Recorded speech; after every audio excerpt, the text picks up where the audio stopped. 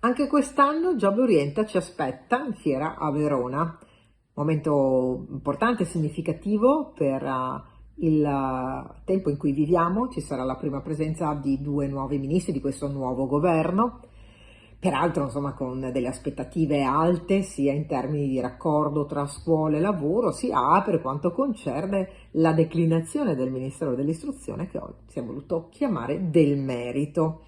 E di merito si tratta quando parliamo di Job Orienta, perché è un momento in cui tutti mettono in mostra le cose migliori che sono state fatte, le regioni portano le loro esperienze. Quest'anno ovviamente ancora una volta ci sarà un protagonismo molto forte dell'istruzione tecnica superiore, le nostre academy, gli ITS che tanto stanno dando soddisfazione a chi li frequenta per l'entrata dalla porta principale nel mondo del lavoro, ma è un modo per incontrare i percorsi universitari possibili, per fare sì che i docenti si incontrino tra di loro, provenienti da tutta Italia, per mettere a confronto le buone pratiche.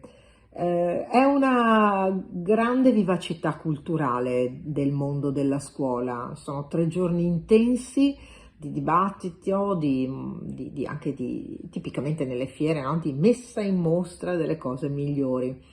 Ecco, gli studenti che io ho incontrato in tutti questi anni li ho trovati fuori nel mondo della vita lavorativa, della professione.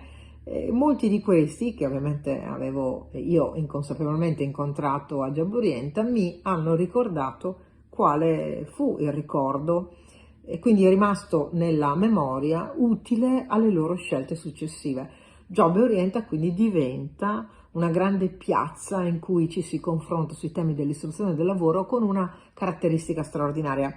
È sempre nuova perché in fondo voi giovani, voi studenti che partecipate siete sempre nuovi e impegnate noi, istituzioni, docenti, mondo del lavoro, mondo del sindacato, mondo dell'accademia, a interrogarsi sui cambiamenti, i nuovi bisogni con uno sguardo verso il futuro. Vi aspetto a Job Orienta.